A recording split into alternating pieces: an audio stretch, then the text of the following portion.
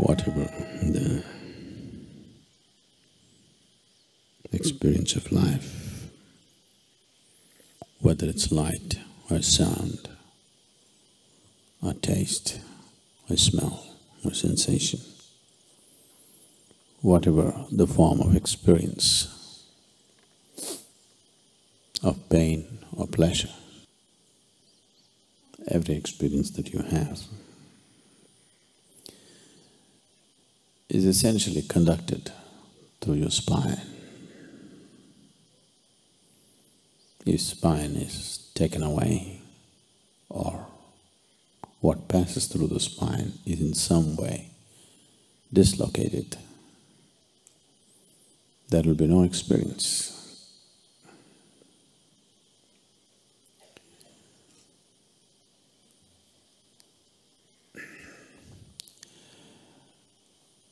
We've always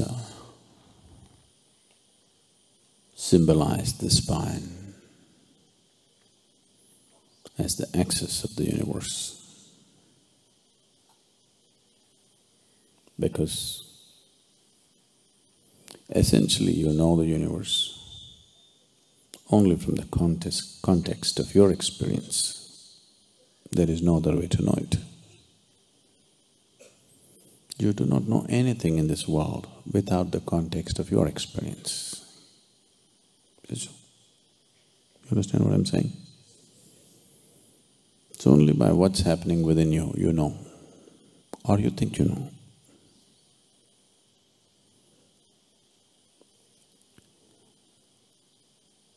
Because you know the existence only by the context of your experience, and the basis of your experience is what is being conducted through your spine right now. Spine is seen as the axis of the universe. Today we know that the whole solar system is just a small blob in this cosmos.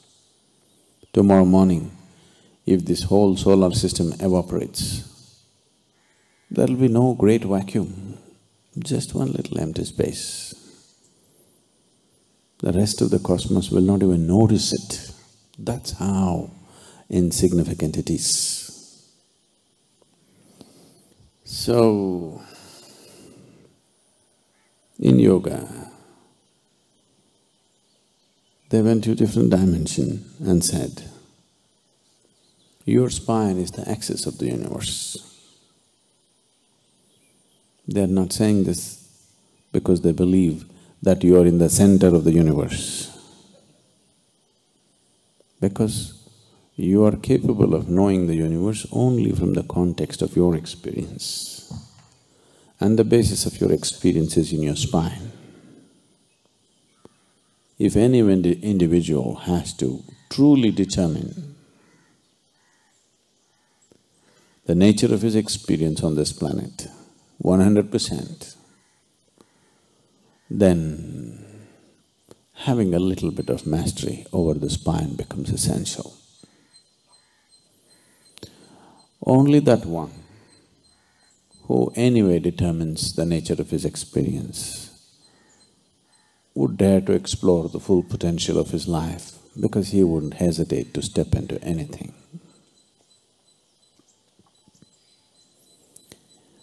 If your experience is determined by anything other than yourself, naturally you'll try to avoid a few things and go after a few things. Whatever you consider as those which instigate or stimulate pleasant experiences, you go after that. Whatever you think will create unpleasant experiences, you'll go away from that. Once this division happens in your consciousness, that you divide the existence into two, knowing the ultimate unity becomes unnecessarily difficult. Why so much stress and joy, love, blissfulness is simply because of this, so that Your experience is not determined by something else. Once, if you sit here and you think, this tree creates pleasant experience for you and that tree creates unpleasant experience for you, naturally you will never step in that direction, you'll only hang around here. That's what is happening right now. That's what is happening with every aspect of life. So once you divide the world, people have been telling you silly things that you should love your enemies. I don't know why you have to make your life so hard. First make an enemy out of somebody and then try to love him. It's very difficult. Isn't it very difficult? If you don't make him your enemy, it would be easy. You make him your enemy and then you try to love him, this is an impossible condition. No? They always want to set impossible things for you so that you'll constantly go there. Let's look at the possibilities. Unless you do not divide the world, it's very difficult to embrace the world, isn't it? In your consciousness, if you divide that this is mine, this is not mine, then trying to grab everything is very difficult. Either everything is mine or nothing is mine, this is okay. Nothing is mine, this is one way, it is okay.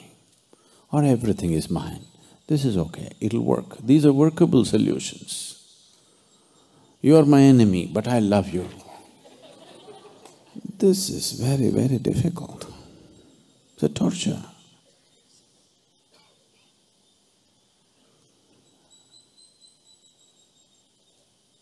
And the fundamental for dividing the world is somewhere one entity causes pleasantness, another entity causes unpleasantness within you. That's why you divide the world, isn't it? It is essentially a survival mode. You know if you go here, it'll be unpleasantness. You know if you go there, it'll be pleasantness. So slowly you start going there, not here. And after some time, you cannot go there at all because you know the level of unpleasantness that happens within you. Only if you are determining the nature of your experience, you can keep it pleasant within yourself no matter where you are. If people cause unpleasantness, they can do it only around you, never within you. Once this freedom is there, it's only then you can truly be inclusive. Otherwise you get stuck. Every little sound that you hear, see if you can conduct it through your spine. Everything that you see, see if you can conduct it through your spine. Right now, I'm speaking. The sound itself is not flowing through this wire, but in the form of electrical impulse, it is going through this wire, through the speakers and boom. If I get this, that's not going to work, this is not going to work.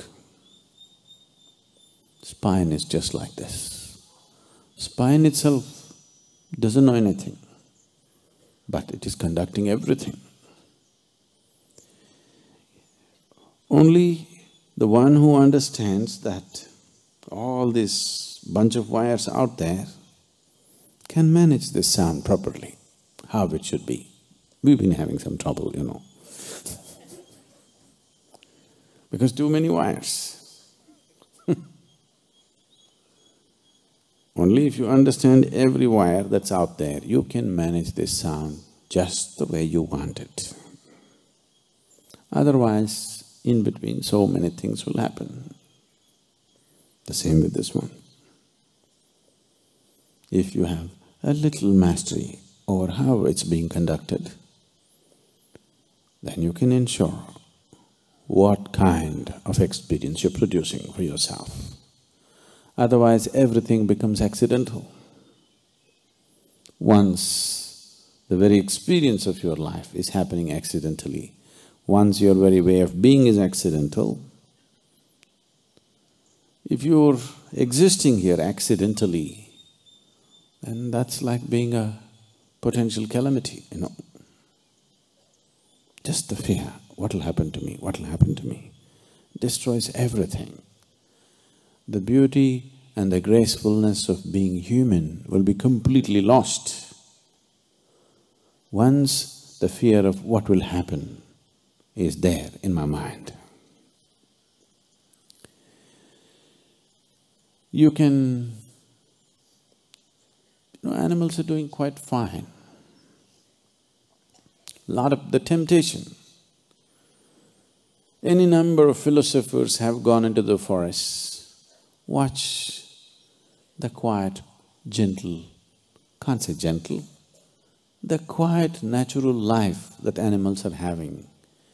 People have been hugely drawn to it, and they have tried to move into the forest and live just like them, simple.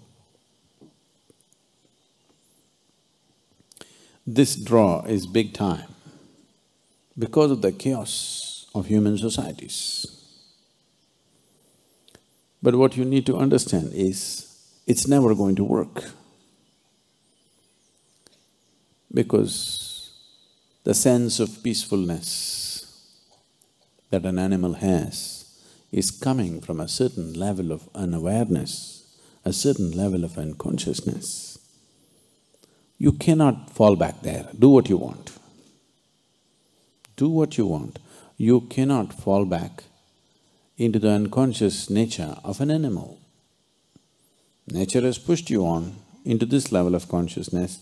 You try as hard as you want. You can try hard and become conscious. You cannot try hard and become unconscious, please see this. At least this much nature has taken care for you, that you can only move forward, not backwards.